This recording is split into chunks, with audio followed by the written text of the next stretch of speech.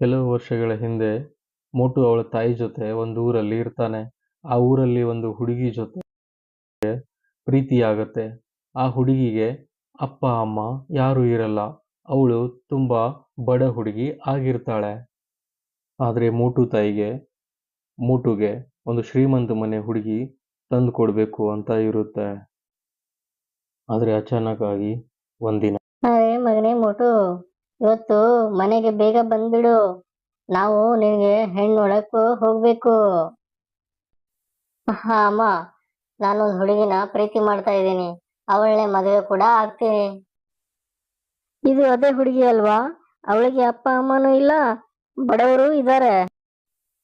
ಹೂನಮ್ಮ, ಅದೇ ಹುಡುಗಿ. ತುಂಬಾ ಒಳ್ಳೆಯವಳು. ಇಲ್ಲ ಮಗನೇ, ನಾನಿನ್ ಮದುವೆ ಆ ಹುಡುಗಿ ಜೊತೆ ಮಾಡಲ್ಲ.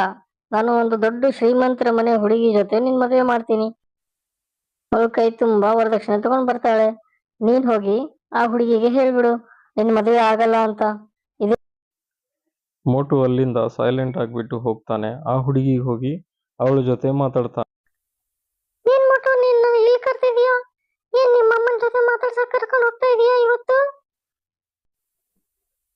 ಇಲ್ಲ ಪತ್ಲು ಬೇಬಿ, ನಮ್ಮ ಮನೆಯಲ್ಲಿ ನಮ್ಮಮ್ಮ ನನ್ಗೆ ಬೇರೆ ಕಡೆ ಸಂಬಂಧ ನೋಡ್ತಾ ಇದ್ದಾರೆ.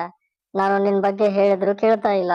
ಅದಕ್ಕೆ ನಾವಿಬ್ರು ಇನ್ಮೇಲೆ ಒಂದಾಗಿ ಇರಬಾರ್ದು. ಅದಕ್ಕೆ ನನ್ ದಯವಿಟ್ಟು ಕ್ಷಮಿಸು. ನೀನು ನನಗೆ ಇದಕ್ಕೋಸ್ಕರ ತಾನೇ ಬಿಡ್ತಾ ಇರೋದು. ನಾನು ವರದಕ್ಷಿಣೆ ತರ್ತಾ ಇಲ್ಲ ಅಂತ. ಇಷ್ಟು ದಿವಸ ನನ್ನ ಜೊತೆ ಟೈಮ್ ಪಾಸ್ ಮಾಡ್ತಾ ಇದ್ದ ನೀನು? ಇಲ್ಲ, ನೀನು ತಿಳ್ಕೊಂಡಿರೋದು ಒಳ್ಳೇದೇ ಆಯ್ತು. ನಾವು ಇನ್ಮೇಲೆ ಸೇರಂಗಿಲ್ಲ. ಆಯ್ತು, ನಾನು ಬರ್ತೀನಿ ಪತ್ಲು ಹಿಂಗ್ ಆದ ತಕ್ಷಣ ಅಲ್ಲಿಂದ ತನ್ನ ಮನೆಗೆ ವಾಪಸ್ ಬಂದ್ಬಿಡ್ತಾಳೆ. ಮೋಟು, ನೀನು ಇದಕ್ಕೋಸ್ಕರ ಬಿಟ್ಟಲ್ವಾ? ಯಾಕಂದ್ರೆ ನಾನು ತುಂಬಾ ಬಡವಳು ಅಂತ ನಾನು ನಿನ್ಗೆ ತೋರಿಸ್ತೇನೆ. ನಾನು ತುಂಬಾ ಕಷ್ಟಪಟ್ಟು ದುಡಿದು ಶ್ರೀಮಂತ ಆಗ್ತೇನೆ. ಆಮೇಲೆ ನಿನ್ಗೆ ಗೊತ್ತಾಗುತ್ತೆ ಇಂಥ ಹುಡುಗಿನ ನಾನು ಯಾಕೆ ಬಿಟ್ಟೆ ಅಂತ. ಮೋಟು, ನೀನು ನನಗೆ ಮೋಸ ಮಾಡಿಬಿಟ್ಟೆ. ನಾನು ಸುಮ್ಮನೆ ಇರಲ್ಲ, ಕಷ್ಟಪಟ್ಟು ದುಡ್ಡು ತೋರಿಸ್ತೀನಿ. ಹೀಗೆ ಮೋಟು ಪತ್ಲು ದೂರ ಆದ್ಮೇಲೆ ತುಂಬಾ ವರ್ಷಗಳ ನಂತರ ಪತ್ಲು ಚೆನ್ನಾಗಿ ಕಷ್ಟಪಟ್ಟು ದುಡಿದು ಶ್ರೀಮಂತಳಾಗ್ತಾಳೆ. ಅವಳ ಹತ್ರ ಕಾರು ಬಂಗ್ಲೆ ಎಲ್ಲ ಇರುತ್ತೆ.